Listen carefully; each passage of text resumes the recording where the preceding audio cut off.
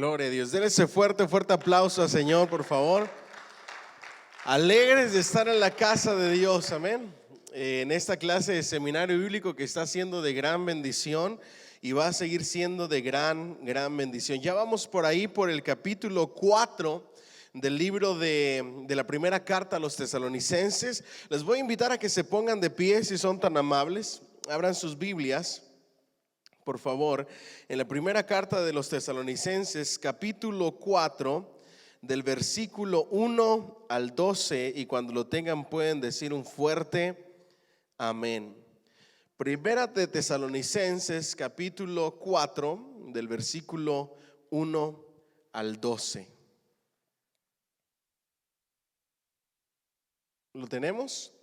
Dice así: para honrar al Padre, al Hijo y al Espíritu Santo. Por lo demás, hermanos, os rogamos y exhortamos en el Señor Jesús, que de la manera que aprendisteis de quienes, de nosotros, como os conviene conduciros y agradar a quién, a Dios. Diga conmigo: conducirnos y agradar a Dios. Así abundéis que más y más. Porque ya sabéis qué instrucciones os dimos por el Señor Jesús. Pues la voluntad de Dios es vuestra ¿qué? Santificación, que os apartéis de ¿qué? De fornicación, que cada uno de vosotros sepa tener su propia ¿qué? Esposa en santidad y honor, no en pasión de concupiscencias como quienes, como los gentiles que no conocen a Dios. Que ninguno agravíe ni engañe en nada a quién, a su hermano. Diga amén o diga ay Señor.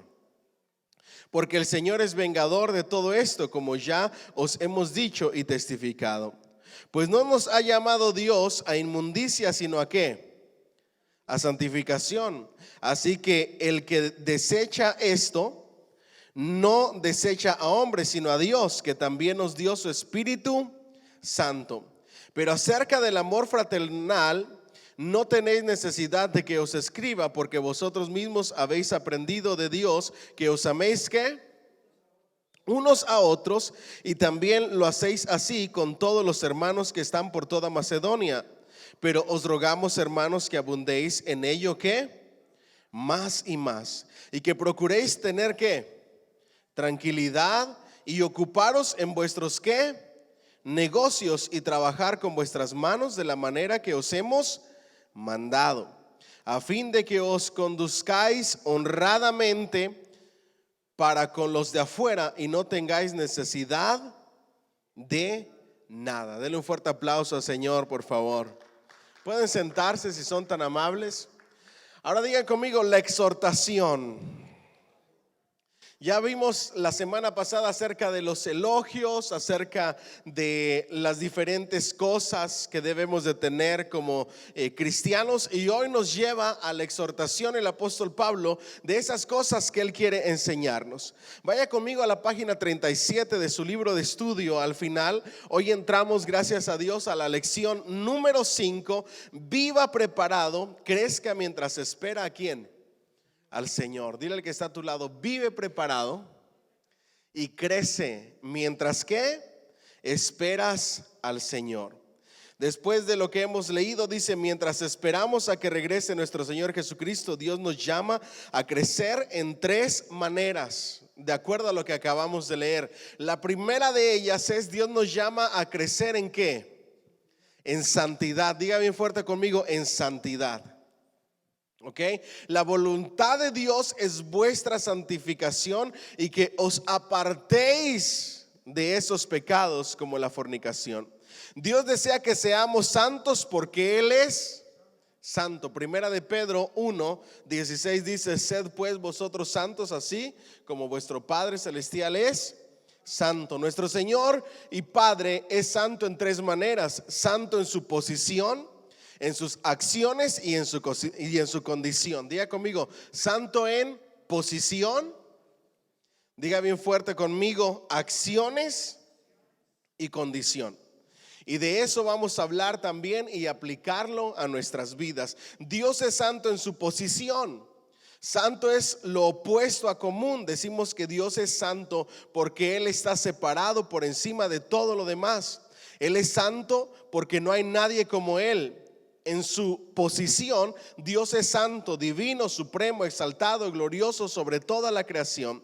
La santidad de Dios es su poder que hace que las personas tiemblen y que las naciones que teman, como dice Éxodo 15, 11 al 18 y Primera de Samuel 6, 20 y el Salmo 68, 35.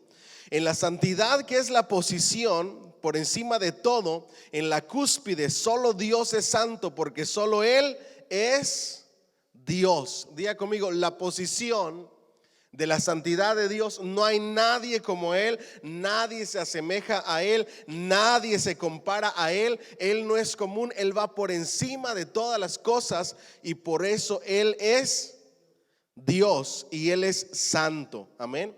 Dios es santo, número 2, en sus acciones. Santo en todo lo que Él hace. Diga conmigo, en todo lo que Él hace. ¿Vamos bien hasta ahí?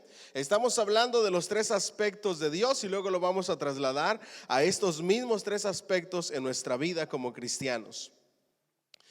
Todo lo que Él hace, sus decretos y acciones son completamente santos, totalmente justos, rectos y verdaderos. Diga conmigo, acciones justas, verdaderas.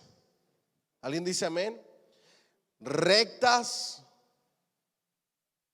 Ahí es donde nosotros alegamos y decimos que Dios es perfecto, que Dios es justo y que Dios es santo. ¿Han escuchado algunas personas que dicen cómo un Dios bueno y lleno de amor manda gente al infierno? ¿Han escuchado esa objeción alguna vez? Es que a la gente se le olvida y piensa que el único atributo de Dios es el amor, pero no es el único atributo de Dios. También es que santo. Y dentro de la santidad de Dios, Él es justo y Él tiene misericordia, pero también es justo y le da su pago y su merecido a aquellos que en rebeldía no quieren vivir de acuerdo a su voluntad y de acuerdo a su palabra. Déjenme decirles que Dios no envía a las personas al infierno. Ellos caminan por sí solas. Nuestro Señor Jesucristo lloró porque vio a la gente que ¿qué hacía? Que caminaba como ovejas ¿a dónde? Al matadero. Nosotros mismos o las personas apartadas de Dios en su rebeldía, en su corazón rebelde, solitas van al infierno. Lo único que hace Dios es actuar en su justicia y en su santidad. Su gracia y su misericordia nos dan el camino a la salvación. ¿Quién es el camino a la salvación? Cristo Jesús, ¿verdad que sí? Porque hay un solo Dios y un solo mediador entre Dios y los hombres. ¿Quién es? Jesucristo, hombre. Y hay solo un nombre que las personas pueden invocar para salvarse, dice el libro de Hechos. ¿Quién es? Jesucristo. Hay un solo camino, una sola verdad y una vida. Jesucristo y Dios nuestro Señor, el Padre, en su misericordia y en su gracia, envió a su Hijo para que Él viniera, se ofreciera en sacrificio, pagara la deuda de nuestro pecado, nos limpiara de toda maldad y nos diera salvación y vida eterna. Pero el domingo les enseñaba que a los suyos vino y los suyos no le recibieron, mas a los que le recibieron, a los que creen en su nombre, les dio autoridad de ser hechos ¿qué? Hijos de Dios. ¿Por qué la gente no le recibió? Porque amaron más las tinieblas que la luz, y en su corazón lleno de rebeldía decidieron no seguir la luz que es Cristo, sino seguir viviendo en tinieblas. La justicia de Dios ante el pecado es el rechazo y la condenación. La gracia y la misericordia a través de Cristo es la salvación. Diga conmigo, Él es santo y todas sus acciones son perfectas. ¿Alguien dice amén? Por eso yo no me atrevo a reclamarle a nada a Dios de lo que Él permite. ¿Alguien dice amén? Eso de que estoy enojado o enojada con Dios no tiene ningún sentido bíblico. La escritura dice, ¿podrá decirle la criatura al creador lo que debe de hacer? Jamás. No puedes decirle por qué haces esto, por qué lo haces de esta manera. Él es santo, Él es perfecto, Él es Dios. Nosotros solamente nos sometemos a su voluntad. Que se haga tu bendita y santa voluntad. Y si no se puede pasar de nosotros esa copa, lo único que le pedimos, ¿qué es? Que nos dé fuerzas para poder seguir adelante a pesar del dolor y del sufrimiento. ¿Alguien dice amén? Diga conmigo, acciones. ¿Por qué entonces Dios permite hambre? ¿Por qué Dios permite terremotos? ¿Por qué Dios permite muertes, catástrofes naturales? Diga conmigo, porque es naturaleza. Cuando Dios creó los cielos y la tierra, estableció leyes naturales. Y las leyes naturales actúan de esa manera. Nosotros tenemos un cuerpo físico, somos carne. Y dentro del diseño de Dios y dentro de la creación, Él estableció leyes naturales. Y dentro de esas leyes naturales, si hacemos cosas, van a venir enfermedades y van a venir consecuencias si no cuidamos el templo de Dios. ¿Alguien dice amén? De la misma manera, el planeta fue establecido con leyes naturales. Y muchas de las cosas el ser humano las provoca y las otras simplemente son señales que nos hacen un llamado al arrepentimiento. ¿Alguien dice amén? Dios es santo también en su condición. Diga conmigo, condición. Su esencia y su naturaleza. Él es luz en la cual no hay ¿qué? Tinieblas. ¿Se acuerdan lo que dice el libro de Apocalipsis acerca de la luz de Dios?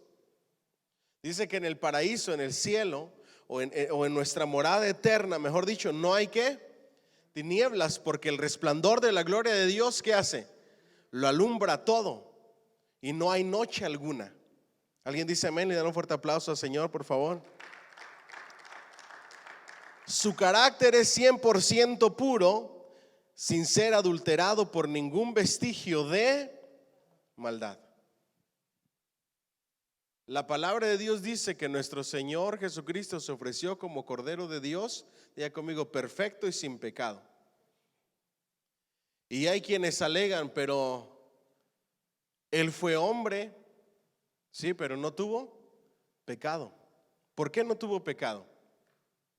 Porque nació por obra del Espíritu Santo. Y el pecado original o la concupiscencia no pasó a Él. Por eso se pudo ofrecer como sacrificio completamente puro y santo. Amén. Igual que Dios, sus hijos también son santos de tres maneras: santos en posición, en acciones y en condición. ¿Me siguen hasta aquí? Pablo insta a los creyentes a agradar a Dios más y más. Eso está en el versículo 1 que acabamos de leer. La base del triángulo de la santidad se refiere a la santidad en posición. Nosotros somos santificados en la conversión cuando recibimos el evangelio y nos volvemos de nuestros pecados para servir a Dios mientras esperamos el regreso de su Hijo desde el cielo. Diga conmigo, posición. Nosotros somos santificados por la causa ¿de quién? De Cristo. ¿Qué significa la palabra santo? Apartado, separado para Dios. Por causa del sacrificio de Cristo, en cuanto a nuestra posición de santos, ya estamos separados y apartados para Dios. Por eso Pablo le escribe a los cristianos y les dice: a los santos de tal iglesia, a los santos que moran en tal lugar, porque estamos apartados y separados para Dios. Dile al que está a tu lado: ya eres santo en posición. Tu posición no es lo que tú haces en tu vida, sino lo que Dios ya hizo por ti, por la obra del sacrificio perfecto que te limpió y te presentó santo delante de Dios por su sacrificio. ¿Alguien dice amén? Entonces, en cuanto a la posición están las palabras regeneración. Diga conmigo, regeneración, adopción y justificación. Cuando venimos a los pies de Cristo, ¿qué sucede en nosotros? De acuerdo a Juan 3. ¿Se recuerdan? Experimentamos un ¿qué? Un nuevo nacimiento. Es necesario nacer de nuevo del agua y del Espíritu. Cuando venimos a los pies de Cristo, somos nuevas criaturas. Las cosas viejas pasaron, he aquí todas son hechas nuevas. Eso es, digan conmigo, regeneración.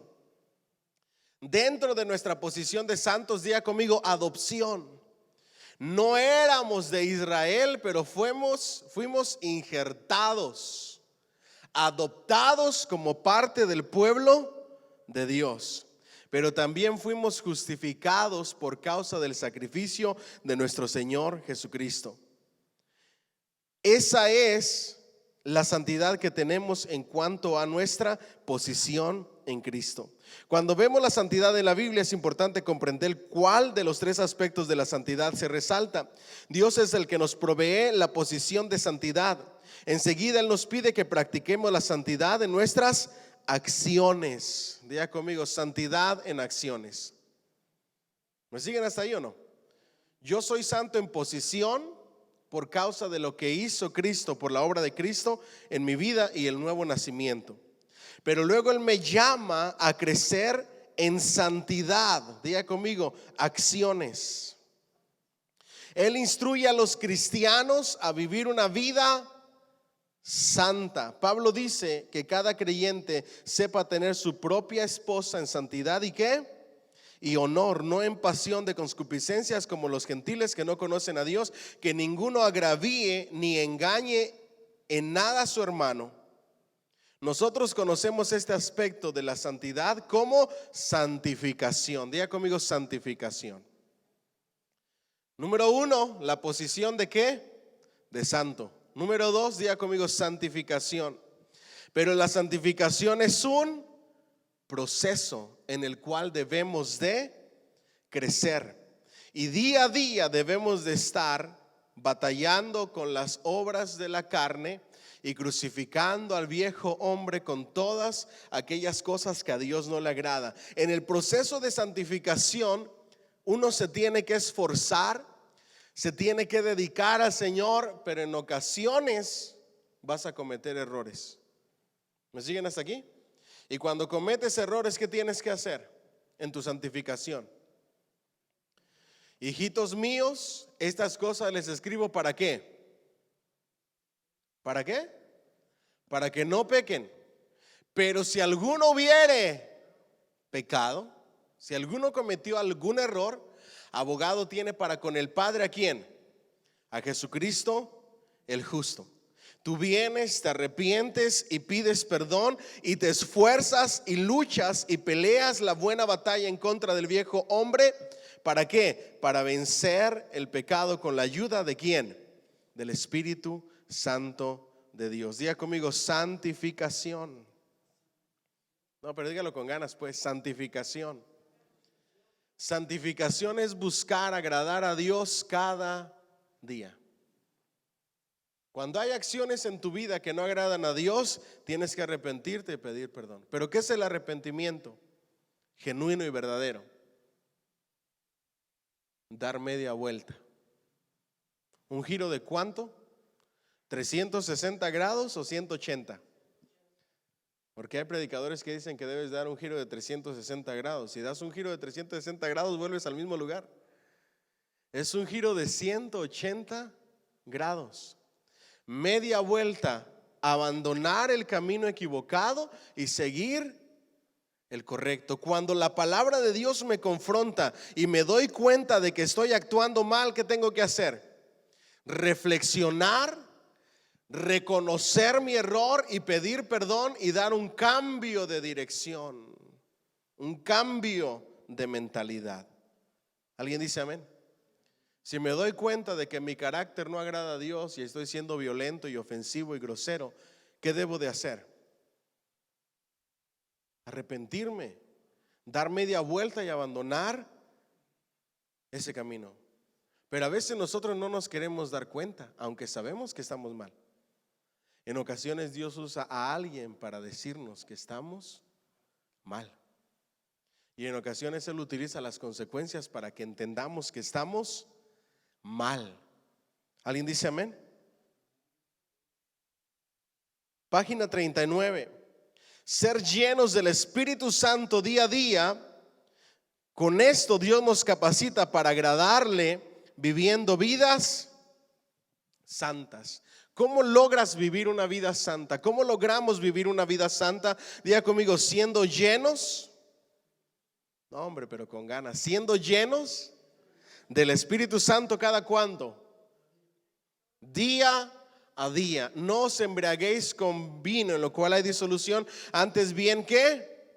Sed llenos del Espíritu Santo día a día. ¿Cómo se llenan ustedes del Espíritu Santo? Día a día. Yendo a la fuente, en la búsqueda de Dios, en tu intimidad con Dios. Pero para buscar del Espíritu Santo necesitas ser intencional e ir delante de Él, delante de su presencia y pedirle que te llene. ¿Cuántos de nosotros día a día vamos a la presencia de Dios y le pedimos que nos llene? ¿Lo ha pensado en algún momento? ¿O vivimos demasiado ocupados, demasiado estresados y no tenemos tiempo para meditar en Dios, en su palabra y suplicarle que nos llene? Spurgeon dijo que muchos falsos cristianos afirmaban tener solamente justicia imputada o justificación, que es la posición de santos. A tales hipócritas les importa muy poco la obra santificadora del Espíritu Santo, de la cual habla Romanos de los capítulos 6 hasta el 8. Esos falsos seguidores de Cristo se niegan a ponerse las vestiduras de la obediencia. Santidad es igual a obediencia. Diga conmigo, obediencia. Desobediencia es descuidar nuestra vida espiritual. Dile que está a tu lado, ¿estás cuidando tu vida espiritual? Nadie jamás ha recibido justicia imputada de Cristo sin recibir la justicia impartida, que es la santificación, que llega cuando nos sometemos al Espíritu Santo. Diga conmigo, sometidos al Espíritu Santo. Ahora, ¿por qué te debes de someter al Espíritu Santo? Porque el Espíritu Santo es esa voz interna que te habla cuando estás haciendo cosas que a Dios no le agradan. A eso se le llama convicción de pecado. El Espíritu Santo es como esa alarma que suena y suena y te dice: ten cuidado, no vayas por ahí porque te vas a quemar, vas a destruir tu vida. Estaba hablando con mi suegra sobre este tema. Íbamos con mi esposa y íbamos en la carretera y ella escuchó a un predicador y se me hizo muy interesante lo que este predicador decía, que va relacionado a esa alarma que es el Espíritu Santo. Ella me contaba y decía que hay un predicador que decía esta ilustración o esta anécdota. Había un hombre con su familia que vivían a la par de las vías del tren y estaban y vivían cerca de donde el tren cada que pasaba pitaba, pero unos pitidos y un ruido terrible, y casi era toda la noche que el tren pasaba y pitaba en esa casa. Entonces llegó alguien a visitar a esa familia. Al siguiente día, después de su estadía, se quedó ahí la primera noche y dijo: no pude dormir. Yo no sé cómo ustedes le hacen para poder dormir con todo ese ruido del tren. La segunda noche, igual, todo desvelado. Yo no sé cómo ustedes le hacen para poder dormir. Lo único que le dijo a la familia es: te vas a acostumbrar. Después de la tercera, cuarta, quinta noche, durmió como angelito. Prácticamente el ruido del tren hasta lo arrullaba. Y el predicador decía: de la misma manera es el pecado. La primera vez que lo cometes, la segunda vez no puedes ni dormir. El Espíritu Santo y esa alarma está a todo lo que da, dándote convicción de pecado. Te sientes mal, te sientes triste, sientes un vacío en tu estómago, porque el Espíritu Santo está tratando contigo en tu proceso de santificación para que crezcas, para que mejores, para que seas obediente a Dios. Pero el apóstol Pablo dijo que ese Espíritu Santo se apaga, se contrista Y esa alarma deja de sonar, la conciencia se cauteriza por causa del pecado hasta que te acostumbras. Y de caer en pecado se convierte en una práctica de pecado porque vives en él. Y el problema es que el que practica el pecado, ¿de quién es hijo? El cristiano verdadero siempre debe de estar escuchando esa alarma y no puede acomodarse a vivir en su pecado. Dice, huyan de la fornicación. ¿Ustedes creen que de verdad puede haber cristianos viviendo en unión libre? ¿O debería de haber? No debería de haber. Es un pecado que no agrada a Dios. ¿Y qué le cuesta a la gente casarse? Si ya están viviendo en pecado, a veces hasta hijos tienen. O es que yo no creo en el matrimonio y se hacen llamar cristianos. Y la escritura dice, huyan ¿de qué? De la fornicación. Y para ellos son cristianos. Pero tiene que llegar el momento en que tomen esa decisión de cambio. ¿Alguien dice amén? Cuando el Espíritu Santo comienza a tocarte en ese aspecto y a hablarte, comienzan los cambios. Y lo único que tienes que hacer es poner fecha. Mientras hay vida, hay esperanza para el cambio, para la transformación y para no darle lugar a acostumbrarnos a lo que a Dios no le agrada. ¿Qué pasa cuando tu casa huele mal pero tú vives en ella? Ya no te huele a que huele mal. Pero entra alguien que no vive en tu casa y le da el olor penetrante. ¿Por qué? Porque te acostumbras al mal olor. De la misma manera, el ser humano puede acostumbrarse al pecado si no cultiva su relación ¿con quién? Con el Espíritu Santo de Dios día a día. ¿Cuánto le dan un fuerte aplauso al Señor, por favor? ¿Vamos bien hasta ahí? Entonces, la justificación por la fe no es contraria al fruto de las buenas obras. Dios nos guarde. La fe por la cual somos justificados es la que produce una vida santa. A quienes Dios justifica por fe, Él los santifica y los libra del amor al pecado en esta vida. ¿Alguien dice amén? Ahora, a manera de conocimiento, ustedes tienen que saber que esta carta del apóstol Pablo a los tesalonicenses es la primera carta que escribió. Si nos vamos a la cronología de los escritos de Pablo, la primera carta que escribió. Santiago escribió primero. Y el apóstol Pablo, para cuando escribió las cartas de él, Santiago ya había escrito. Y nunca buscó contradecir a Santiago, sino ir a la par de él en su mensaje. La fe sin obras es muerta. Somos justificados y salvos por gracia, pero el salvo debe de buscar la santificación y las buenas obras. ¿Alguien dice amén?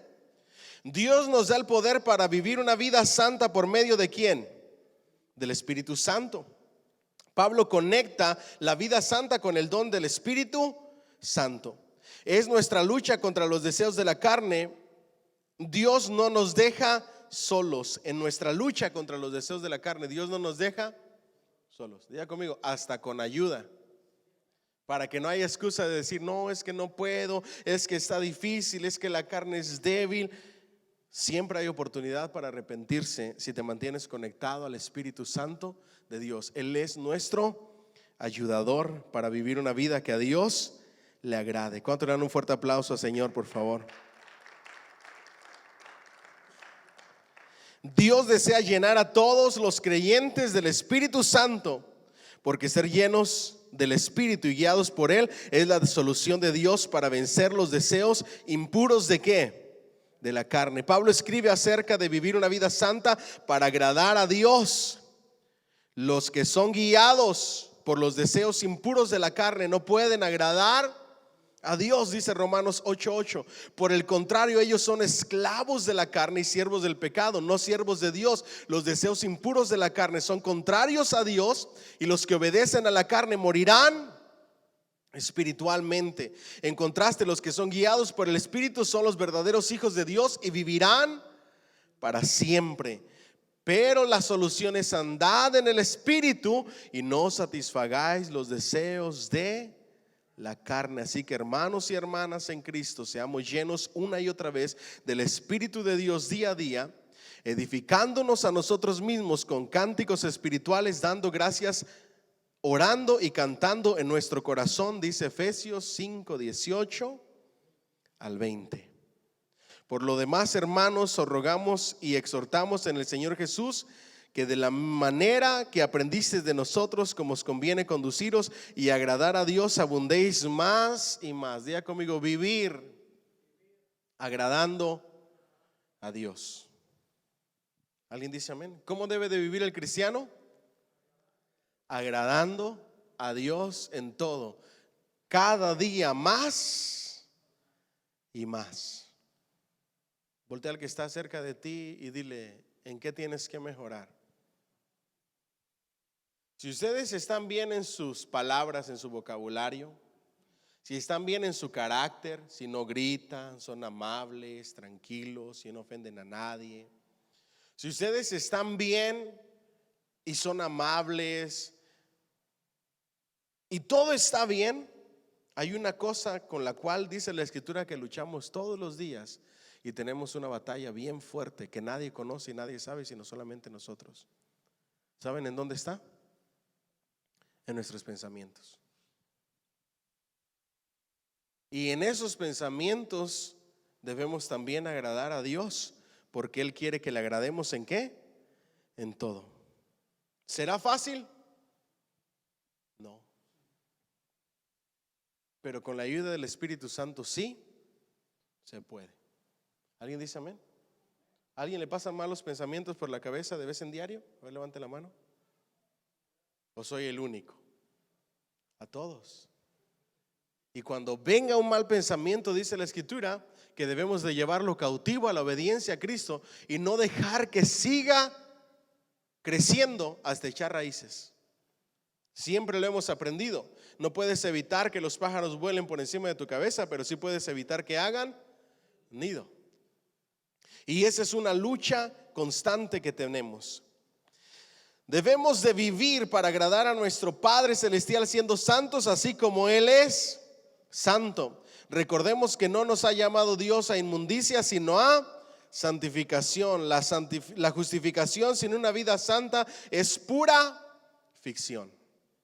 Si yo digo: yo soy cristiano, yo soy salvo, y no vives una vida que agrada a Dios y haces buenas obras, y tus frutos no son dignos del arrepentimiento, y por los frutos que hay en ti no te conocen como cristiano, vives en una vida de ficción.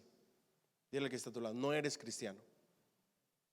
Solo el que vive imitando a Cristo y se esfuerza día a día por agradar a Dios es un verdadero cristiano. No el que dice soy cristiano pero vive a como se le da la gana. ¿Me siguen hasta aquí? El cristiano tiene un cambio real y verdadero. Denle un fuerte aplauso al Señor, por favor. ¿Vamos bien hasta ahí? All right. Entonces, nuestra posición, nuestras acciones y por último nuestra condición. Diga conmigo: lo que soy en Cristo Jesús, Señor mío. Amén. Ven, Dios nos llama a crecer en amor hacia otros. Pero acerca del amor fraternal no tenéis necesidad de que os escriba, porque vosotros mismos habéis aprendido de Dios que os améis ¿qué? Diga conmigo: amar, no criticar, juzgar ni condenar. ¿Alguien dice amén? ¿Qué es lo que más hacemos? Juzgar, señalar. Es que si fuera yo. Eso era lo que se escuchaba en la iglesia de los tesalonicenses. Y Pablo les dice: encárguense de sus propios asuntos y amen a todas las personas. Ámense unos a otros, sin importar nada. ¿Será que la iglesia está de gente perfecta o imperfecta? Ahora, ¿tienes que amar solo a los perfectos o a todos? A todo el que entre por la puerta tienes que amarlo y expresarle y modelar el amor de Cristo. ¿Solamente tienes que amar a los que te llevas bien con ellos y a los que no te llevas bien ya no los amas, o a todos? Aún hasta tus mismos ¿qué? Enemigos. Eso está duro. ¿Ustedes han tenido algún problema con alguien y cuando se lo encuentran no quieren saludarlo? ¿Y todavía se acuerdan lo que les hizo? ¿Y tener que amarlo y saludarlo? A mí me ha pasado. El amor no guarda rencor. El amor perdona. El amor toma la iniciativa y saluda. Aunque te hagan una grosería y te dejen con la mano estirada, tú cumpliste. La persona va a recibir su recompensa y tú vas a recibir la tuya. Pero para amar en cuestiones como esas hay que dominar ¿qué? El orgullo, la carne. Ya conmigo, el orgullo. ¿Habrá gente orgullosa entre nosotros? No, yo no saludo. Si quiere que me salude a mí, yo no me voy a acercar a su mesa. Que venga a donde estoy yo. A eso le llamamos dignidad, porque tengo mi dignidad. Eso no es dignidad, eso es orgullo. ¿Me siguen hasta aquí? Ya conmigo, amarse unos a otros. Y también lo hacéis así con todos los hermanos que están por toda Macedonia. Pero os rogamos, hermanos, que abundéis en ello más y más. Diga conmigo, amar a mis hermanos y a los hermanos de otra iglesia. Cierto que en estos tiempos no debería de ser así, y Dios nos libre de ser así. Entre las iglesias hay rivalidades. No debería de haber rivalidades, ni mucho menos competencias. Somos únicos, somos especiales, tenemos un llamado, tenemos un propósito único y estamos en un lugar local específico para hacer la obra del ministerio, la obra de Dios. No, pero yo no amo a aquel de aquella iglesia porque son nuestra competencia. Eso no es correcto. O rivalidades entre iglesias. No debe de ser así. También son nuestros hermanos. Mire que se extendían hasta Macedonia. En otros lugares, en otras regiones, ellos amaban a sus hermanos. Mientras sea hermano, no importa de la denominación que sea. Tienes que amar a los escandalosos como a los tranquilitos, como a los moderados. Tienes que amar a los conocedores de la palabra de Dios como a los que no conocen tanto.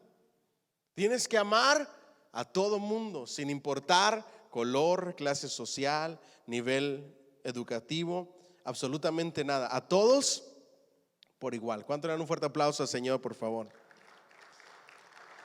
Pero a veces tendemos a hacer acepción de ¿qué? De personas. Y hay cristianos quicos o mamás de quicos, ¿verdad?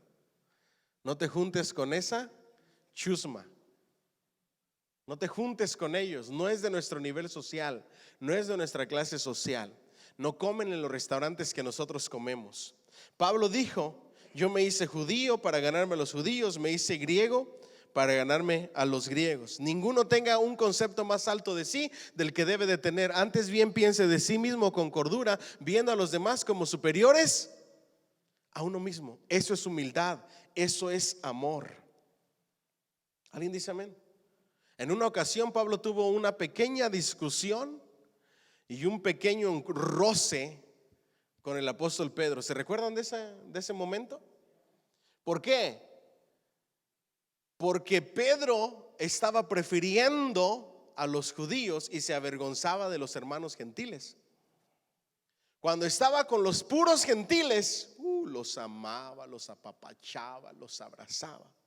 Pero cuando estaban juntos, judíos y gentiles, le daba preferencia y mejor trato y hacía acepción de personas entre sus hermanos judíos y sus hermanos gentiles. Y Pablo, siendo apóstol de los gentiles, defiende a los gentiles y habla con Pedro y le dice: oye, momento, eso no está bien. No puedes hacer acepción de personas y preferir a unos antes que a otros. Tienes que amarlos a todos por igual. ¿Alguien dice amén?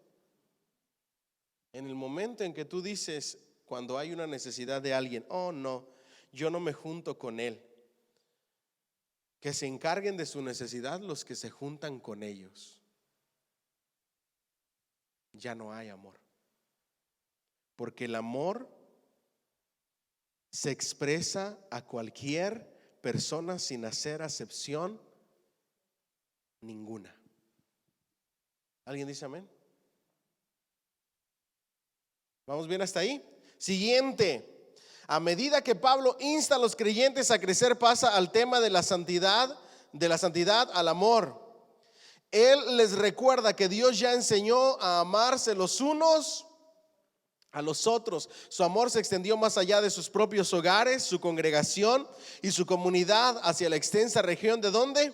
De Macedonia. Aún así, mientras Pablo los motiva a crecer en santidad, los exhorta a crecer en amor más y más. Cuando manifestamos nuestro amor, todas las personas saben que somos discípulos de Cristo, aprendiendo a amar como Él ama.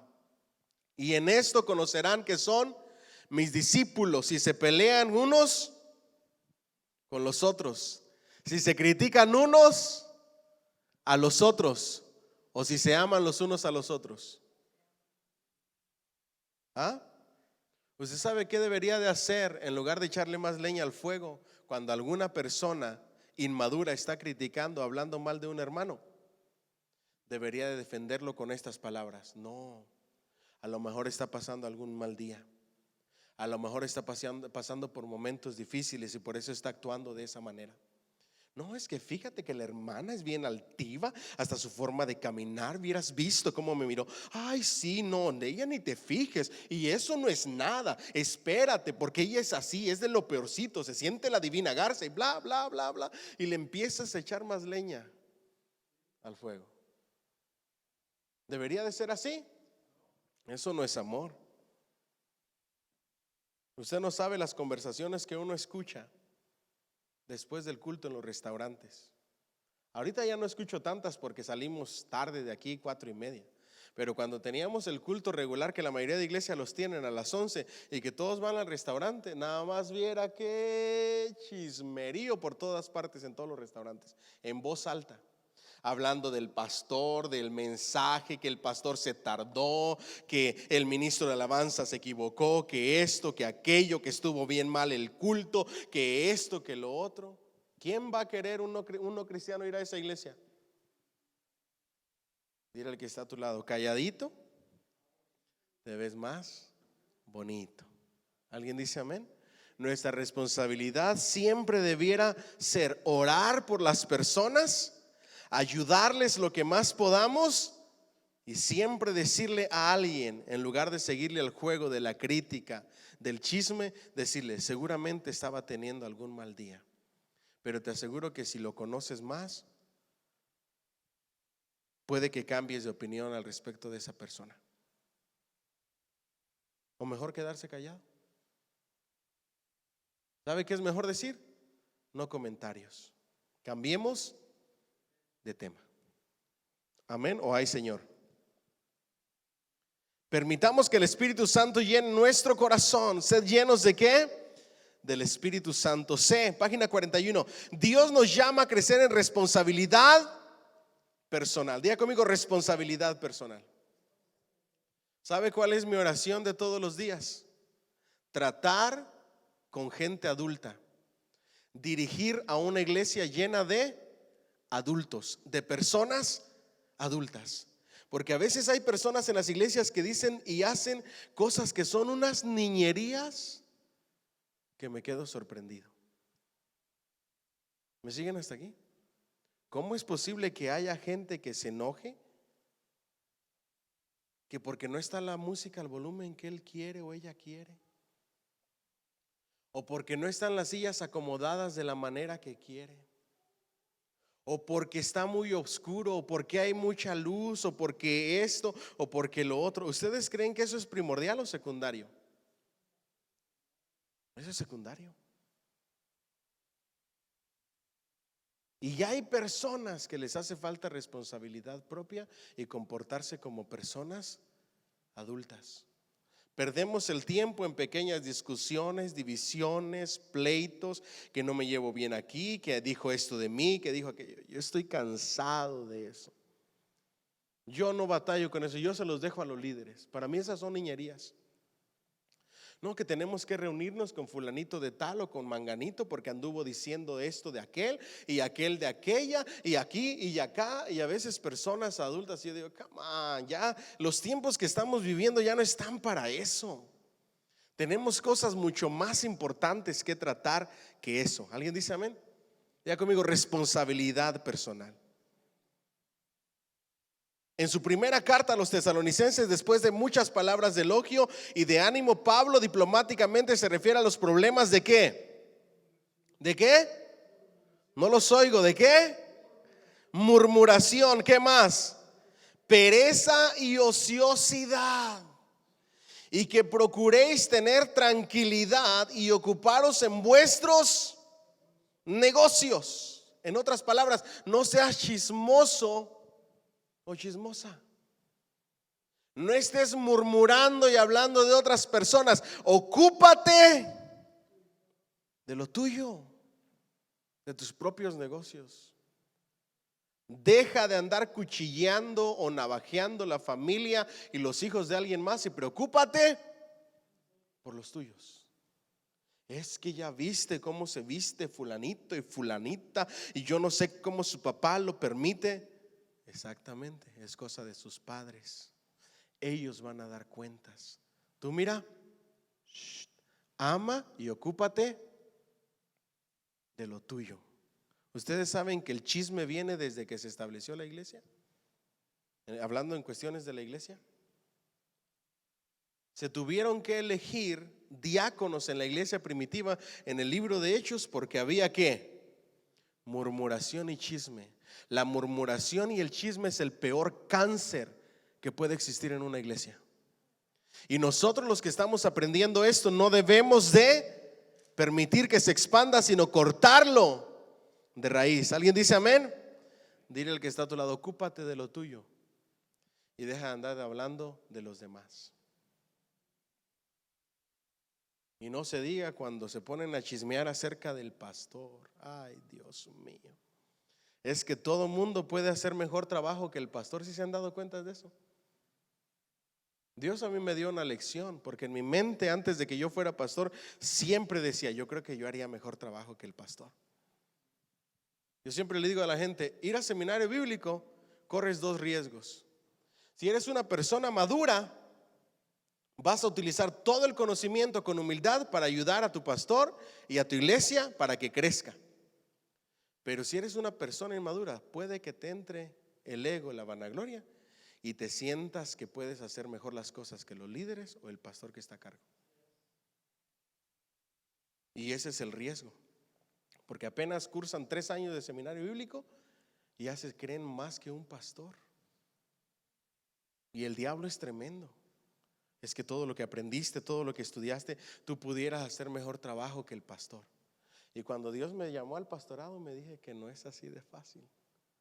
Estar en los zapatos del pastor no es nada fácil. Así es que cuando el diablo te tiente, diga, es que yo haría un mejor trabajo, es que yo haría lo otro, comienza a hacerlo sin competencia. Deja que Dios te use.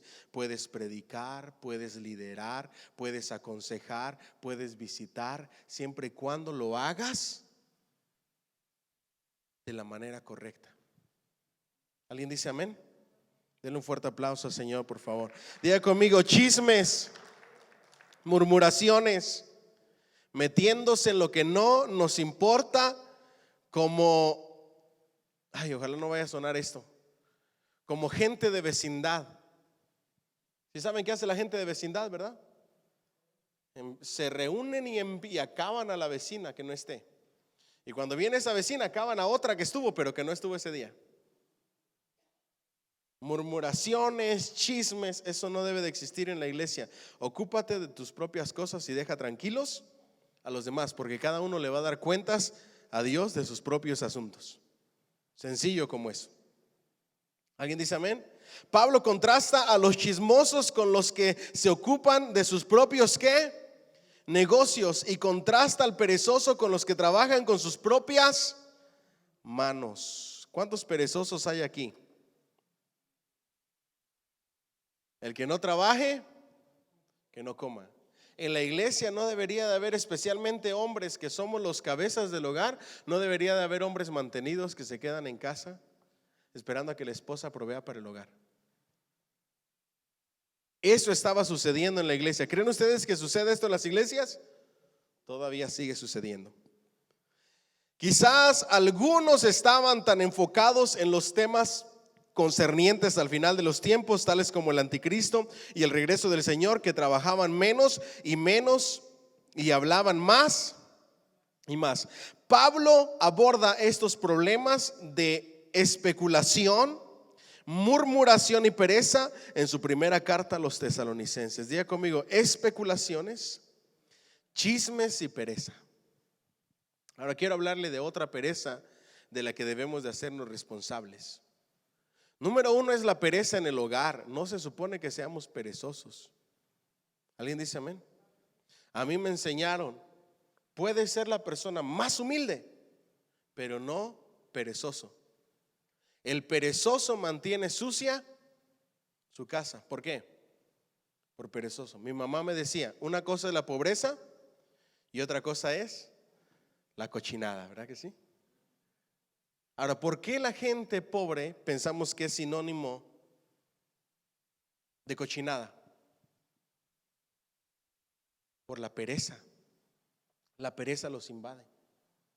Y debemos de ser trabajadores con nuestras propias manos en nuestro trabajo. Diga conmigo, en el hogar. Dígalo más fuerte: en el hogar y en la iglesia. Yo quiero hablar de la pereza en la iglesia, porque habemos muchos que venimos a la casa de Dios y no movemos las manos y no trabajamos con las manos. Y el Señor llamó obreros ¿a dónde? A su viña, para que trabajáramos para Él. ¿Vamos bien hasta ahí? Quizá algunos estaban tan enfocados en temas concernientes al final de los tiempos que trabajaban menos y hablaban más. Pablo abordaba estos problemas, ya lo leímos eso. Los polluelos y los bebés nacen con la boca abierta, llorando para ser alimentados, pero poco a poco tienen que crecer y aprender a cumplir sus responsabilidades. Diga conmigo: los recién nacidos, los bebés, los polluelos lloran y se les da ¿qué? Comida. ¿Cuántos bebés recién nacidos en el evangelio hay aquí? Levante la mano. Dile al que está a tu lado, como que ya estás grandecito, ¿no? Como que ya estás grandecita, ¿no? Lloran para que sean alimentados, pero poco a poco tienen que crecer y aprender a cumplir sus responsabilidades. Aún los niños pequeños comienzan a aprender responsabilidades a recoger, limpiar, hacer oficios, estudiar y realizar pequeñas labores mezcladas con juegos. Es una tragedia ver adolescentes y adultos jóvenes y hasta adultos mayores que son irresponsables. Estos piensan solo en ellos mismos, como si fueran bebés en la cuna. Permítame hablarle de este asunto con ejemplos que he vivido en la vida. ¿Cómo es posible? Ustedes díganme si esto es correcto. Conocí a una pareja, ¿okay? Cuando tú veías al esposo, lo veías a cada rato con zapatos nuevos, con ropa nueva, con blazer nuevo, bien peinadito, aperfumadito. Y a la esposa no le quería comprar absolutamente nada. Y a los hijos menos. Vivían en un apartamento donde ni muebles tenían, durmiéndose con un colchón en el piso porque no tenían una cama. Los niños durmiendo en el piso porque no tenían sus camitas. Pero el hombre, todo lo que lo ganaba, ¿en dónde creen que se iba? En él. ¿Ustedes creen que eso es ser responsable? La irresponsabilidad va ligada con buscar siempre uno su propio beneficio. Y ese no es el llamado de Dios. El llamado de Dios para tu vida es que siempre veas por los demás, especialmente en tu casa, antes que por ti mismo. El hombre de la casa se debe de quitar el bocado de su boca para darle a su esposa y a sus hijos, para proveer para ellos. La mamá se debe de quitar el bocado de su boca para darle a sus hijos. Y los hijos tienen que aprender que primero es su hermano antes que ellos. Ese es el modelo bíblico. Cuando ustedes ven que sus hijos son como primero mis dientes, luego mis parientes, están criando hijos irresponsables. Porque ustedes deberían de enseñarles que primero sus hermanos, especialmente los más pequeños, y al último se alcanza uno. ¿Alguien dice amén? Ese debería de ser nuestro estilo de vida. Eso es responsabilidad que no da lugar al egoísmo. El cristianismo enseña el trabajo arduo, pagar nuestras ¿qué? ¿Cómo pagas tus cuentas en esta vida? ¿Trabajando qué? Duro y siendo sabios para no endeudarte más. Si tú no tienes para darte unas vacaciones, no te las des. No, pastor, es que me las voy a dar con tarjetas de crédito y luego las pago. ¿Ustedes creen que eso está bien? Se supone que las tarjetas de crédito sean para emergencias. Conocí a una persona que se acababa de dar tremendas vacaciones fuera del país y estaba peleando con su esposa porque no había para pagar los biles. La salida fácil fue: usa las tarjetas de crédito y paga los biles. ¿Ustedes creen que eso está bien? La escritura dice que el que debe es esclavo ¿de quién? Del deudor. Diga conmigo, responsabilidad propia. Diga conmigo, pagar nuestras cuentas. No los escuché. Diga conmigo, pagar nuestras cuentas. ¿Ustedes creen que es correcto de cristianos sacar tarjetas de crédito, ponerlas al tope de compras y luego irse al país de uno y dejar la deuda aquí? ¿Ustedes saben que hay mucha gente que eso es lo que hace? Ya conmigo, eso es robar.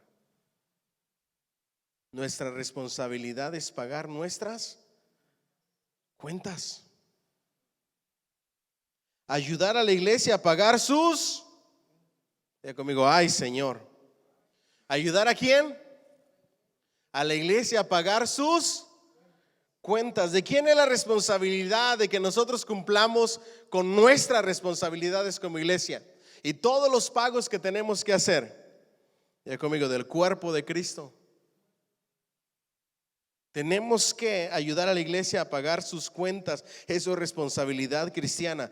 Y de vengar lo suficiente para compartir con otros en necesidad.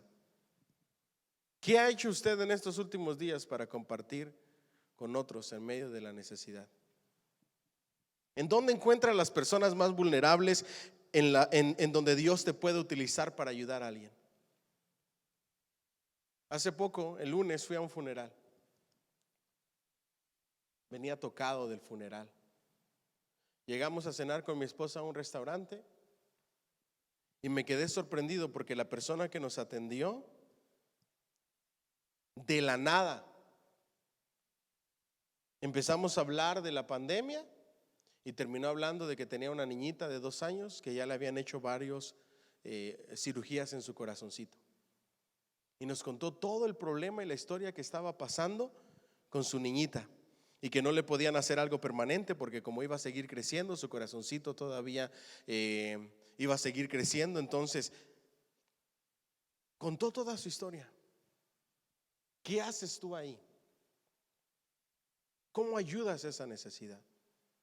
Hay muchas maneras de ayudar en una necesidad. Ya conmigo, una palabra de ánimo, de aliento y de esperanza de parte de Dios. No te preocupes, todo va a estar bien. Número 2, comprometerte a que vas a estar orando por ella y que Dios tiene el control de todas las cosas. La gente necesita escuchar eso. Esa es una gran ayuda. Por eso se abren de la nada con un desconocido a contarle los problemas que están viviendo. ¿Te ha pasado o no? Cuando Dios permite eso es porque Él quiere usarte. Y si todavía con tu propina puedes bendecir la vida de esa persona, dile que está a tu lado, hazlo, que Dios te va a bendecir. ¿Alguien dice amén? Pero a veces somos tan agarrados, pero tan agarrados. Hay gente que cuenta hasta los pennies. ¿Me siguen hasta aquí? ¿Usted cree que esas personas van a ser bendecidas? Temporalmente. Solo las personas desprendidas son bendecidas por Dios.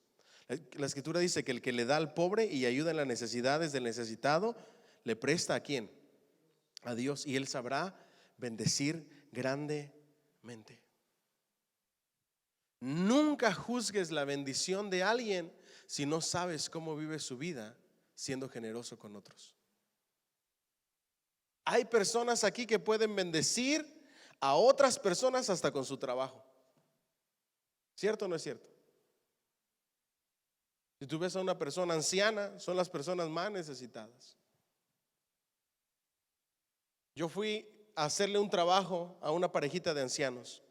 El ancianito está en diálisis.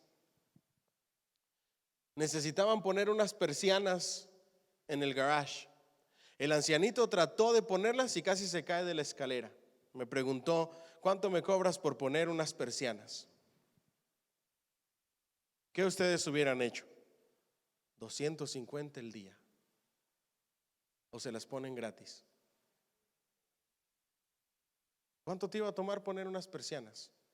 ¿30 minutos? Pero si se lo haces gratis, ¿qué va a hacer Dios contigo? ¿Ah?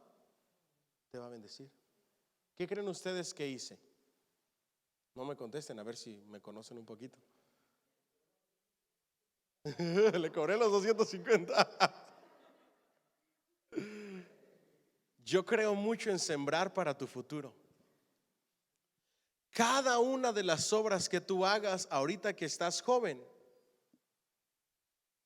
piensa en lo que haces por los más ancianos, porque todo lo que tú siembres vas a cosechar. El día de mañana que yo necesite que alguien me cuelgue unas persianas, Dios en su amor y en su misericordia se va a acordar de la obra que hiciste. ¿Alguien dice amén? Esa es responsabilidad cristiana. Encargarte de tu familia, de tu hogar, encargarte de tu iglesia y ser responsable con tu iglesia y ayudar a los necesitados. ¿Cuánto le dan un fuerte aplauso al Señor, por favor? Palabras del apóstol Pablo, inspirado por el Espíritu Santo de Dios. Página 42. Ser responsable es un puente hacia un testimonio ¿qué? Fructífero. Debemos ganar el respeto de los de afuera antes de poder ganar el corazón de ellos para Cristo. Las personas observan quienes trabajan duro en casa y ayudan a quienes, a otros. Ellos escuchan la reputación de los que pagan sus cuentas. Los vecinos observan quién tiene cuidado de los otros y quién se preocupa solo por sí. ¿Cuál es tu relación con tus vecinos? ¿Cómo te conocen? ¿Será que pueden contar contigo y tú puedes contar con ellos? ¿Cuál es el testimonio que tú estás dando? La gente comienza a conocerte y a veces Dios les pone una paz en sus corazones para pedirte favores, para pedirte que cuides la casa, para etcétera, etcétera. ¿Será que tienes una buena reputación? Ya lo hemos hablado antes. ¿Alguien dice amén? ¿Se acuerdan de la historia de Jaime y de Alicia? ¿La leyeron o no? En la página 42. Jaime y Alicia Eran unos creyentes felices cuando asistían a la congregación, pero no pagaban ¿qué? Sus diezmos, ni tampoco daban ofrendas. ¿Qué? ¿Les suena algo normal en la iglesia? Diga conmigo, agarrados. Ay, pastor, es que mi hamburguesa de la próxima semana. No queremos darle al Señor. Y usted sabe que si la iglesia no da, no podemos pagar renta, ni utilidades, ni servicios, ni equipos, ni absolutamente nada. No, y luego si pides una ofrenda especial, ya eres dinerero, en lugar de verlo como una oportunidad para ser más grandemente bendecidos. Eran receptores, no que dadores. Ellos eran un débito más que un crédito. Si había una comida o evento especial, se presentaban para disfrutar de esta, pero no para ayudar a planear o para prepararla. ¿Conoce gente así o no? Le voy a decir a tal grado a lo que llegan algunas personas de las iglesias. Se hace una comida en un evento y con tal de no pagar la comida, dicen, y si no como en el evento, ¿me van a cobrar? No porque no tengan, sino porque piensan que están dando a la iglesia o al pastor. Come on, es nada más lo que te vas a comer. Si estás en necesidad, comes de a gratis, nada más déjanos saber. Nosotros no tenemos problema en bendecir vidas, pero el problema está en el corazón. Y esa gente nunca va a ser bendecida ni prosperada. Imagínense que venir a una reunión comidos con tal de no bendecir la obra de Dios, la iglesia o el ministerio.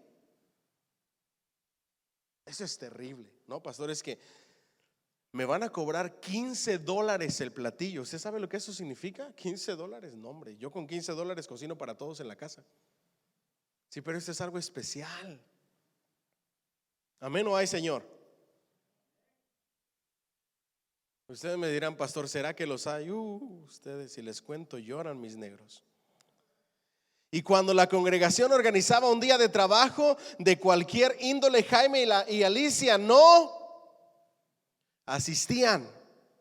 La congregación no podía contar con ellos para que enseñaran una clase ni para que ayudaran con cualquiera de las muchas labores necesarias para la iglesia, para que la iglesia funcione bien. De hecho, si todos en la congregación hubieran sido como Jaime y Alicia, esta nunca se habría convertido en una iglesia.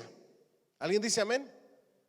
Imagínense que todos en la iglesia fueran Alicias y Jaimes, donde lo único que quieren es recibir, que me den, que me den, que me den, recibir, recibir, recibir y nunca dar. No pudiéramos ser iglesia.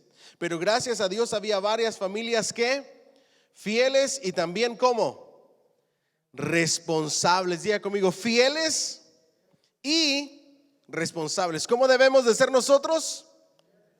Fieles y responsables, que trabajan duro e hicieron posible que existiera una congregación con buena reputación. Jaime y Alicia eran como los creyentes inmaduros de Tesalónica que necesitaban crecer. Ellos deseaban comer física y espiritualmente sin trabajar. No, yo quiero comer de a gratis y quiero alimentarme y congregarme en un lugar, pero de a gratis. Y nada en esta vida es gratis. El evangelio es gratis, pero para poder predicarlo en un lugar requiere gastos. ¿Alguien dice amén? Número 2, trabajar y ser responsable nos capacita para no depender de otros. Una esponja es conocida por absorber todo lo que está a su alrededor. Del mismo modo, los parásitos adhieren a una creación saludable y succionan la vida de esta. Un sistema que todo lo subsidia hace que el pueblo viva como esponja o parásitos. Ya conmigo, esponjas y parásitos. ¿Sabe cuáles son las esponjas y parásitos? Los que quieren vivir solo del gobierno, sin trabajar y sin hacer nada. Que el gobierno me dé vivienda, que el gobierno me dé de comer, que el gobierno haga esto, que el gobierno haga otro. Diga conmigo, parásitos y esponjas. Diga conmigo, ay, Señor. siempre deseando recibir sin esforzarse ni sentir los músculos adoloridos, ni los pies cansados, ni los dolores de la espalda. Tales personas quieren alimento, quieren albergue y dinero sin sudar, sin callos ni ampollas. Personas como estas carecen de respeto propio y tienen una mala reputación. Por el contrario, el plan de Dios es que los creyentes ganen su propio pan. Es cierto que los accidentes, los desastres y las circunstancias nos impiden a algunos a trabajar, pero la Biblia llama a la pereza una enemiga del cristianismo. Un sabio dijo: la mente ociosa y unas manos ociosas son el taller del diablo. Diga conmigo: la pereza, el consumismo, el que me den, todo gratis, todo gratis, todo gratis, comida gratis, regalos gratis, todo gratis, que me den.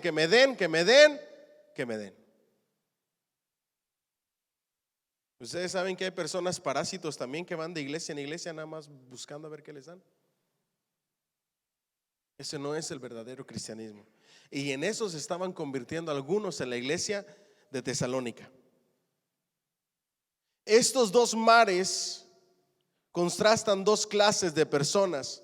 El mismo fluir de las bendiciones de Dios las alimenta a ambas. Algunas personas reciben pero no dan.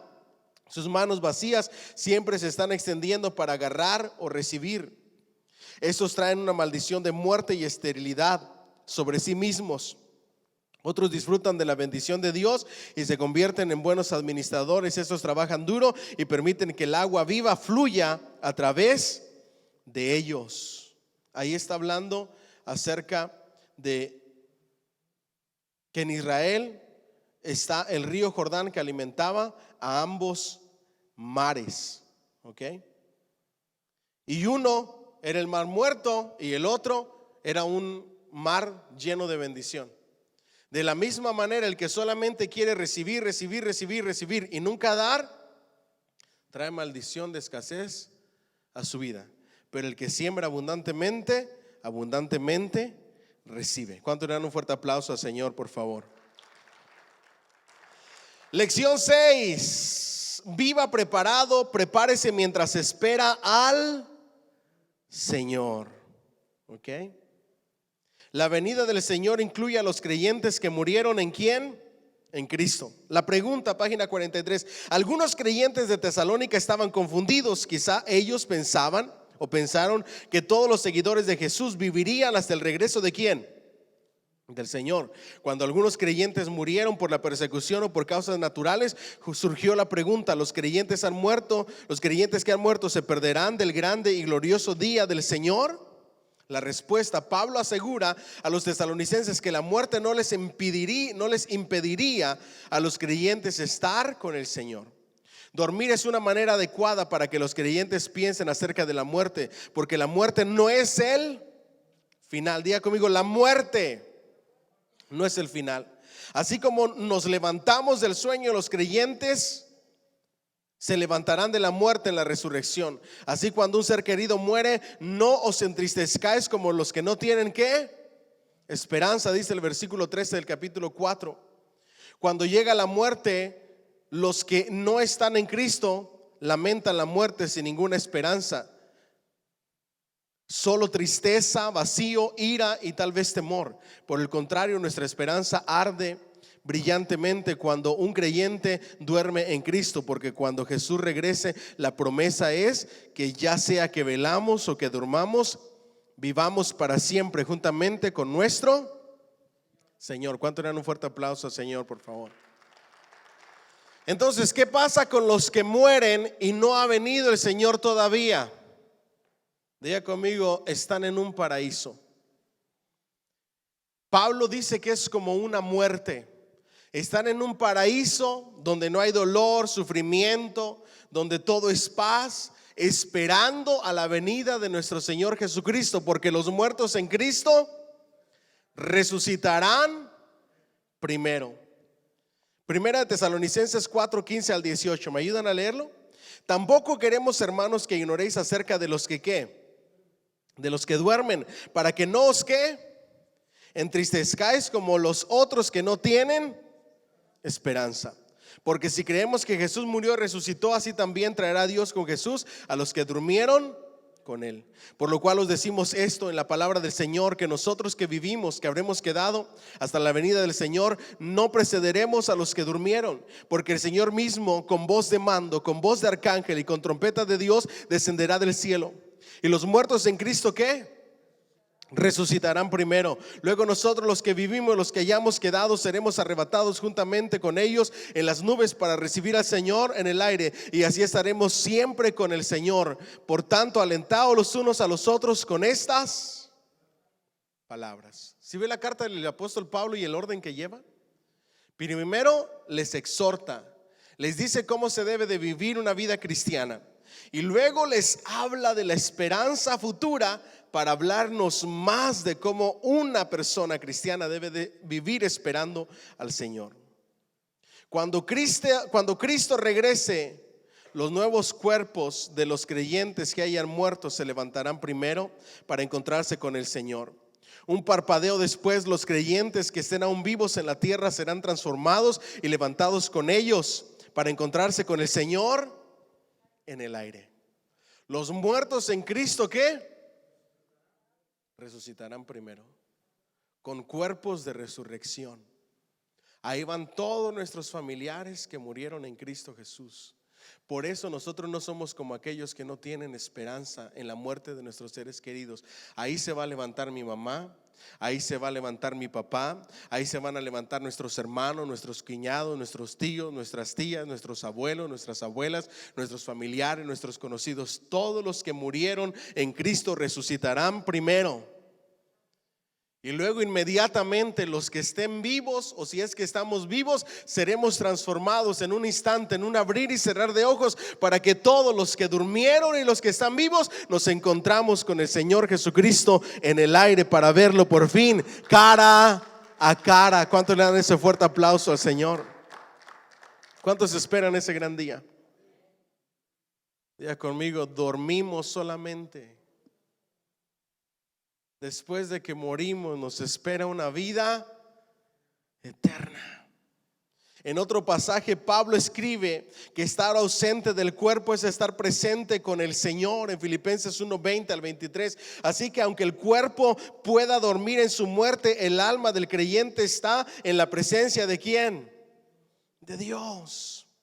Los creyentes que han partido, pero las Escrituras nos asegura que ellos están conscientes y muy vivos en la presencia de Dios. Lo vemos en Apocalipsis 6:9 al 11. Pues para los que viven por fe en Dios, la muerte no es el final, sino una graduación y una promoción. Diga conmigo: si muere en Cristo, es una graduación y una promoción a una mejor vida. ¿Cuántos le dan un fuerte aplauso al Señor, por favor? Y aún así no queremos morirnos. Diga conmigo: ay Señor, esta vida no se compara a la venidera. Una promoción de la tierra al cielo. En un instante esas almas que hayan partido serán glorificadas, unidas con sus nuevos cuerpos que han sido levantados primero. ¿Usted puede entender eso? La magnitud de esta promesa y de esta esperanza. Usted no sabe cómo duele la muerte de un ser querido. Y no se diga cuando los ves en el ataúd sin respirar, con otro color de piel, con un maquillaje, fríos los cuerpos. El enemigo quiere traerte dudas y decir: se acabó, ya no hay nada más. Y la palabra de Dios te dice: cuando tú mueres, vives y pasas a disfrutar del gozo eterno. Si no hubiera una vida después de la muerte, Jesucristo no hubiera entregado su vida por amor a nosotros, no hubiera soportado el sufrimiento, el martirio, no hubiera soportado la vergüenza, el dolor, no hubiera soportado todo lo que soportó. Todo lo que sufrió fue para darnos salvación y vida eterna. Humanamente queda el dolor, el vacío y la tristeza, pero espiritualmente tenemos la esperanza de que pasaron a una mejor vida y que pronto los volveremos a ver. ¿Cuánto le dan un fuerte aplauso al Señor, por favor? Hablemos de la venida del Señor. La venida del Señor seguirá 3 señales. ¿Cuántas señales? 3 señales. Primera de Tesalonicenses 4:16 dice: porque el Señor mismo con voz de mando, diga conmigo, voz de mando, voz de arcángel y trompeta de Dios. Esas son las 3 señales. Descenderá del cielo y los muertos en Cristo resucitarán primero. ¿Qué significa la primera señal de una voz de mando? La voz de mando anuncia el regreso de Cristo y llama a los cuerpos de los creyentes que están en la tumba. Esto nos hace recordar del momento cuando Jesús llamó en voz alta a Lázaro y le dijo: Lázaro, sal fuera. Diga conmigo, con voz de mando, con voz de autoridad. ¿Y qué hizo Lázaro? Resucitó y salió fuera y obedeció a la voz del Dios Todopoderoso, que aún la muerte se sujeta a él. Yo no sé qué le provoca eso. Ante este mandato, el creyente muerto volvió a la vida y salió de la tumba. De igual manera, Jesús vendrá. Ahora, cuando todos los que están en los sepulcros oirán su voz, y los que hicieron lo bueno saldrán a resurrección de vida, mas los que hicieron lo malo a resurrección de condenación. Eso está en Juan 5:28 y 29 y en Daniel 12:2. Diga conmigo, serán resucitados. Filipenses 3:20 y 21. Mire qué promesa tan grande. Mas nuestra ciudadanía está ¿en dónde? En los cielos, de donde también esperamos ¿a dónde? ¿A quién? Al Salvador, al Señor Jesucristo, el cual transformará el cuerpo de la humillación nuestra para que sea semejante al cuerpo de gloria suya, por el poder con el cual puede también sujetar a sí mismo todas las cosas. Bendita esperanza. Dile al que está a tu lado: entonces, ¿por qué le tienes miedo a la muerte? Si nuestra ciudadanía está en los cielos, ¿por qué sufrimos tanto? ¿Por qué no nos levantamos y dejamos de sufrir humanamente si tenemos esta gloriosa esperanza? Algunos de nosotros tenemos que prepararnos porque sabemos que hay familiares y amigos que ya les falta poquito para encontrarse con el Señor. ¿Alguien dice amén? No queremos, pero es así. A veces nuestros padres ya están ancianos, a veces nuestros familiares ya están ancianos, a veces están enfermos, y sabemos que tarde que temprano el Señor los va a mandar llamar a su presencia, y tú y yo debemos de estar preparados con esta esperanza. Amén. Cuando el Señor Jesús regrese, habrá una resurrección para que los que murieron en Cristo, una voz de mando llamará a los cuerpos de los muertos en Cristo desde sus tumbas. En ese momento no importará si el creyente fue sepultado en la tierra, sepultado en el mar o quemado, como muchos cristianos mártires que murieron quemados en la iglesia primitiva. En 1 Corintios, Pablo asemeja nuestro cuerpo terrenal a una semilla que plantamos, que al morir, ¿qué hace? Da vida. Diga conmigo, cuando morimos, vivimos como una semilla. Ahí es donde estamos en contra de los pastores o predicadores que dicen que es pecado cremar cuerpos y que no es una sepultura adecuada. No hay nada más alejado de la verdad, porque Dios tiene el poder con su voz de mando de hacer de donde estés. No importa si te ahogaste en el mar, no importa si te quedaste enterrado en el mar, si te enterraron con sana sepultura o si te quemaron en un circo romano vivo, si te pusieron como antorchas en el palacio romano del emperador o de un gobernante romano. No importa absolutamente nada. La voz de mando tiene el poder para agarrar ese cuerpo de donde quiera que esté, aún del polvo, aún de donde sea, para darle un cuerpo resucitado. ¿Alguien dice amén? Al regreso del Señor, el alma de los que murieron en Cristo será unida con un nuevo cuerpo. Diga conmigo, un nuevo cuerpo. Un cuerpo de resurrección. Los creyentes que aún vivan en la tierra serán ¿qué? Transformados. A los que murieron se les dará un nuevo. A los que murieron se les dará un nuevo. Y a los que vivimos, este cuerpo que tenemos, ¿qué va a suceder con él? Será transformado y arrebatados y raptados. La palabra griega para arrebatado es ¿qué? Harpazo. Otras traducciones del griego dicen zarpazo. De las 3 veces que harpazo aparece en el Nuevo Testamento, solamente en 1 Tesalonicenses 4:17 se refiere a la segunda venida de Cristo. Ahora, ustedes se preguntarán, pastor, ¿de dónde salió la palabra rapto? De aquí salió, preste mucha atención. La forma latina para arrebatados proviene del verbo rapere, el cual es la raíz de la palabra popular rapto. En el rapto los creyentes vivos serán arrebatados para encontrarse con Cristo en las nubes. Esta gozosa reunión con Jesús es la esperanza bienaventurada de todos los creyentes. Diga conmigo, del griego arrebatado. La palabra latina de latín para arrebatado es ¿qué? Rapere. ¿Y cómo se traduce rapere del latín al castellano?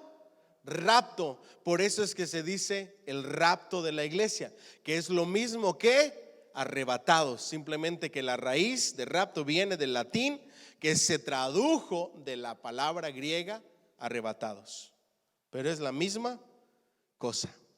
¿Alguien dice amén? Debemos de vivir listos para la venida del Señor. Dile al que está a tu lado, ¿estás ready?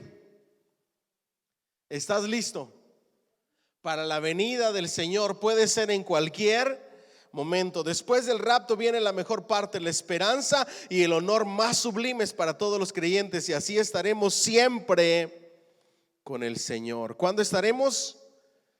Entonces, ¿a qué se refiere la voz de mando? Diga conmigo, la voz de autoridad que llama a las personas que salgan de sus tumbas. Las almas salen del paraíso donde están y reciben un cuerpo nuevo, y esa misma voz de mando transforma estos cuerpos para tener un encuentro con el Señor. La segunda señal, el regreso de Cristo, es la voz de arcángel. Diga conmigo, voz de arcángel. La palabra griega arcángel viene de la palabra griega que combina ángel con arche, que significa comienzo, primero, principal. Por lo tanto, un arcángel es un ángel ¿qué? Principal. Durante la primera venida de Jesús al mundo, un ángel anunció su nacimiento a los pastores, y una multitud de huestes celestiales alababa a Dios durante ese glorioso evento. Eso está en Lucas 2, 9 al 14. Así que en la segunda venida del Rey de Reyes es adecuado que un ángel anuncie las buenas nuevas de ¿qué? De júbilo. ¿Qué significa voz de arcángel? La voz celestial, los ángeles que anuncian la venida de Cristo, el arrebatamiento que va a suceder para la iglesia, así como sucedió en su primera venida, que anuncian tiempos de gran gozo para la iglesia. ¿Cuántos dicen amén y dan un fuerte aplauso al Señor? Y por último, la tercera señal, diga conmigo, trompeta de Dios. Jesús enseñó que todas las naciones verán al Hijo del Hombre viniendo en las nubes con poder y gran gloria. En ese momento enviará sus ángeles con gran voz de trompeta y juntarán a sus escogidos desde todos los confines de la tierra. Observe que este versículo de Mateo se refiere a lo que Pablo llamó el rapto de la iglesia, el harpazo o el arrebatado, el arrebatamiento. ¿Alguien dice amén? Diga conmigo, trompeta de Dios hace que de todos los confines de la tierra, ese llamado, se junten los santos de Dios para tener un encuentro con nuestro Señor Jesucristo en los aires. Yo no sé qué le provoca eso, si le puede dar un fuerte aplauso al Señor. Primera de Corintios 15:51 nos habla acerca de esto, ya casi para terminar. He aquí os digo un misterio. No todos ¿qué? Dormiremos o estamos muertos, pero todos seremos ¿qué? Transformados, tanto muertos como vivos. En un momento, en un abrir y cerrar de ojos, al final de la trompeta, porque se tocará la trompeta que hace el llamado para que todo el pueblo de Dios, de todos los confines de la tierra, se junten, así como la trompeta que se sonaba en el campamento, para que todos se juntaran y se levantaran y emprendieran su camino. ¿Alguien dice amén? El llamado a juntarse para recibir al Señor. Y los muertos serán resucitados incorruptibles, y nosotros seremos ¿qué? Transformados, porque es necesario que esto corruptible o lleno de maldad se vista de incorrupción, y esto mortal se vista de inmortalidad.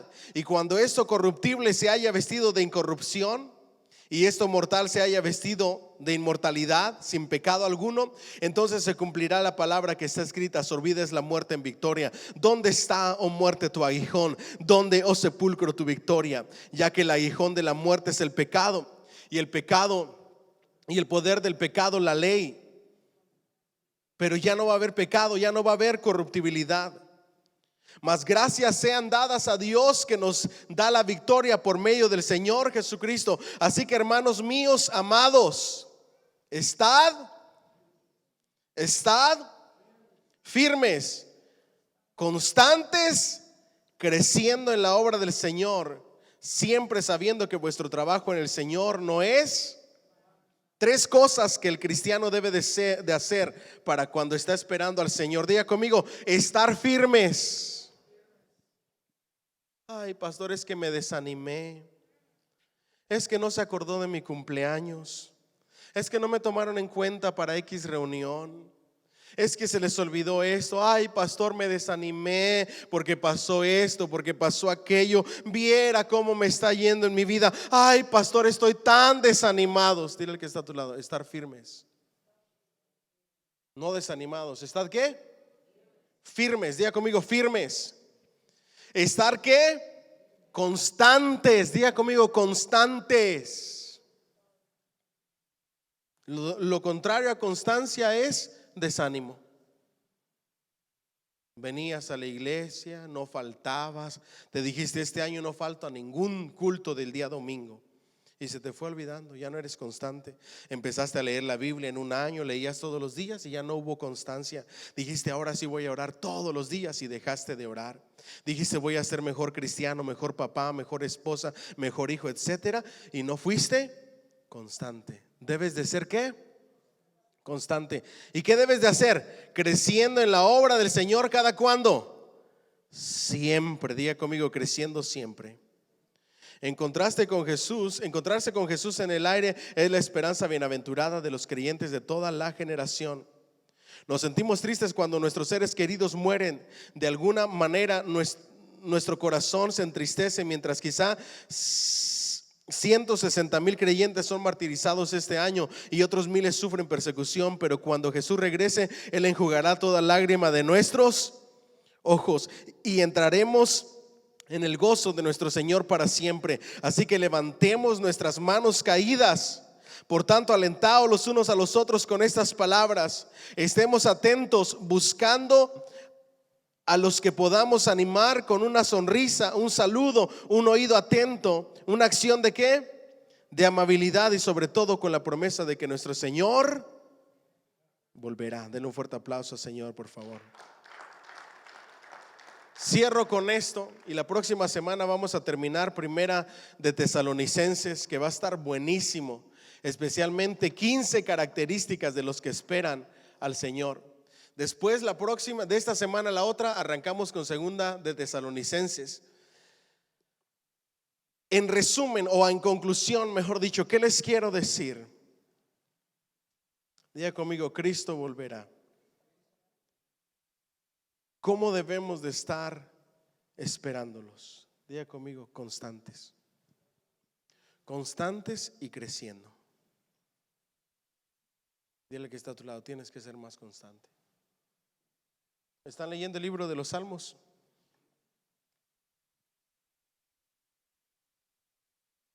No les quiero hacer levantar la mano porque no quiero que pasen vergüenzas. Y no es para avergonzarlos. Ustedes y yo tenemos que entender que lo único que va a hacer la diferencia para que crezcamos y maduremos y seamos bendecidos por Dios se llama constancia. Ya conmigo, firmeza y constancia. Pastor, es que me atrasé. No importa, lee 3, 4 de un solo y marca y aplica. Ya vamos bien adelantados en los salmos. Creo que el domingo pasado les dije que íbamos en el 84, 86 por ahí.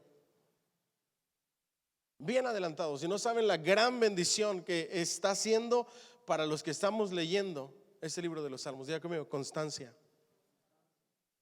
El servicio a Dios requiere constancia.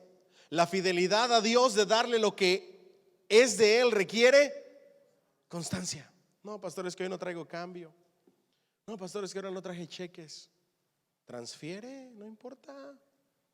Ya no hay excusas. Desde que llegó la transferencia a la iglesia ya no hay excusas. Es que no traigo cash, es que no traigo cheques, es que no tengo sobre. Ya no hay excusa, ahí nada más le pones diezmo u ofrenda. Constancia en tu fidelidad. Dile al que está a tu lado, constancia en tu fidelidad. Amén. Constancia en tu servicio. Constancia en tu vida espiritual, de oración, de llenura del Espíritu Santo diariamente, de búsqueda, de vivir la palabra, de practicar la palabra, de estudiar la palabra, etcétera, etcétera. Dile al que está a tu lado, constancia. ¿Cuántos quieren ser bendecidos grandemente? Sé constante.